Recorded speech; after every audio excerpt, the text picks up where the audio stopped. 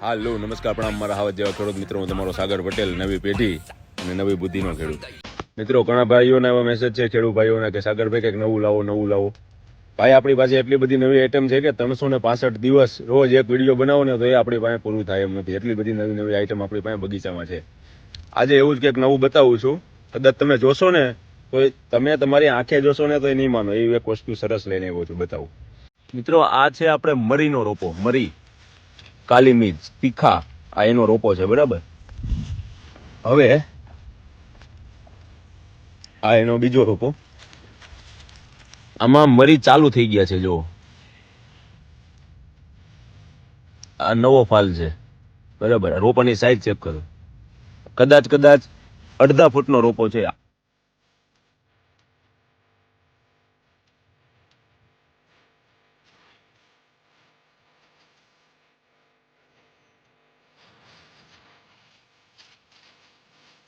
હવે આવા મિત્રો મેં મારા એક આંબાના થડી, આનો વેલો થાય, આંબાના થડીએ મારી પાસે આવા 40 રોપા છે.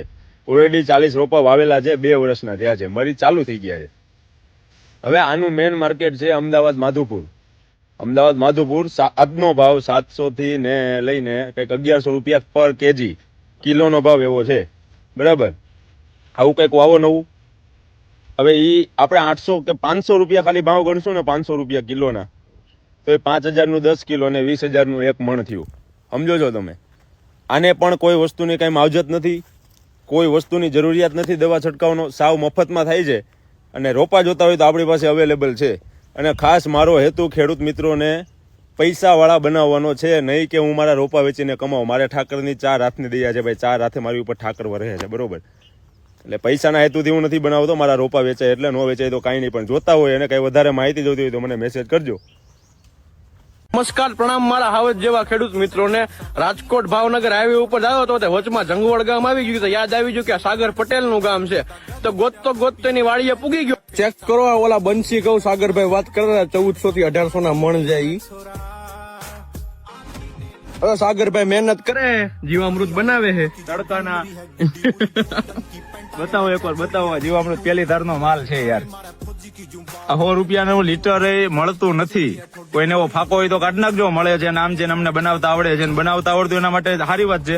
બાકી કોઈ એમ કેતું હોય ને કે મળી જાય તૈયાર લઈ લેવું, તો ભાઈ આ 100 રૂપિયા દેતા લીટર નથી મળતો. આપણે જે ક્વોલિટી બનાવી છે ને 5000 નો શર્ટ પહેરીને સાગરભાઈ બળ કરે, એટલે એવું કઈ નથી કે ખરાબ કપડા પહેરીને બળ થાય. એમ ખેતી તો સારા કપડા પહેરીને થાય. જેને કામ કરવું છે ને ભાઈ, મજૂરી જેને કરવી છે ને, મજૂરી ઈ ખરાબ કપડા પહેરીને કરી શકે, હારા પહેરીને કરી શકે. અને ખેતી કરવી હોય તે ખરાબ કપડા પહેરીને થાય, હારા પહેરીને થાય.